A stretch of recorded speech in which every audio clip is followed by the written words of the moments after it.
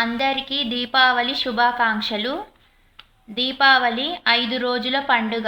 విశేషాలు: మొదటి రోజు ధనత్రయోదశి, రెండో రోజు నరక చతుర్దశి, మూడో రోజు అమావాస్య దీపావళి, నాలుగో రోజు బలిపాడ్యమి, 5వ రోజు యమద్వితీయ, భగిని హస్త భోజనం. ఈ సంవత్సరం ధనత్రయోదశి శుక్రవారం వస్తుంది. ధనత్రయోదశి రోజు తలస్నానం చేసి శుభసూచికంగా బంగారం కానీ వెండి కానీ కొత్త బట్టలు కానీ కొనుక్కుంటారు. కొనకపోయినా పర్వాలేదు. దీనికన్నా ముఖ్యమైనది ధనత్రయోదశి రోజున సాయంత్రం 5:45 నుండి 6:20 వరకు పూజా గదిలో దీపాలు వెలిగించాలి. ముందుగా విఘ్నేశ్వరుని ప్రార్థించాలి.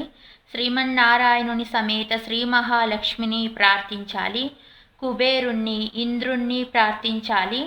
ఈ 5గురిని పూజించాలి. పూజించడం కుదరకపోయినా ప్రార్థించవచ్చును. నైవేద్యం పెట్టడానికి నానబెట్టిన బియ్యం కొన్ని, బెల్లం, సపరేటుగా పాలు, ఆవు పాలైతే మరీ మంచిది. నైవేద్యం పెట్టి నివేదన చెయ్యాలి. తర్వాత గుమ్మం బయట కడప దగ్గర గోధుమ పిండితో 13 దీపాలు చేసి దక్షిణముఖంగా పెట్టి నువ్వుల నూనెతో వెలిగించాలి. 13 దీపాలు కుదరకపోయినా 2 దీపాలైనా వెలిగించాలి. ఒక దీపం ముందు రాగి నాణ్యం ఒకటి, గవ్వ ఒకటి పెట్టాలి. రాగి నాణ్యం లేకపోయినా చిన్నది బంగారు వస్తువు ఏదైనా కొద్దిసేపు పెట్టాలి. ముందుగా విఘ్నేశ్వరుణ్ణి, శ్రీమన్నారాయణుని సమేత శ్రీ మహాలక్ష్మీదేవిని, కుబేరస్వామిని ప్రార్థించాలి.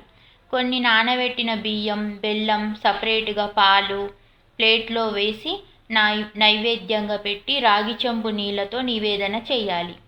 ఇంకో దీపాన్ని దక్షిణముఖంగా చూయిస్తూ యమధర్మరాజాయ నమః అంటూ దీపాలను చూయించాలి. మన అందరి అపమృత్యు దోషం తొలగిపోవాలని ప్రార్థించాలి. దీపాల దగ్గర పెట్టిన నైవేద్యాన్ని అందరూ సేవించాలి. అక్కడ పెట్టిన నాణ్యం, గవ్వ, డబ్బులు దాచుకున్న బీరువాలో పెట్టుకోవాలి.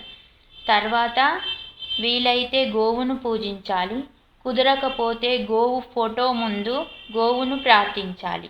ఈ త్రయోదశి రోజు గోవు అడుగులు ఇంటి ముందు వేసుకుంటారు. అది మీ ఓపిక. ఈ త్రయోదశి రోజు దీపాలు వెలిగించడానికి ఒక కథ ఉంది. పూర్వము హిముడు అనే రాజు ఉండేవాడు. అతనికి ఒక కొడుకుండేవాడు. ఆ కొడుకుకు పెళ్ళైతే అపమృత్యు దోషం ఉన్నదని ఆ రాజు కొడుకుకు పెళ్లి చేయలేడు. ఆ కొడుకు ఒక అమ్మాయిని వెతికి పెళ్లి చేసుకున్నాడు. చేసుకున్నాక 4 రోజులకే తనకు అపమృత్యు దోషం ఉన్నదని తన భార్యకు తెలిసింది. తన భర్తను ఎలాగైనా కాపాడుకోవాలని తన భర్త అపమృత్యు దోషం తొలగిపోవడానికి మార్గం తెలుసుకుంది.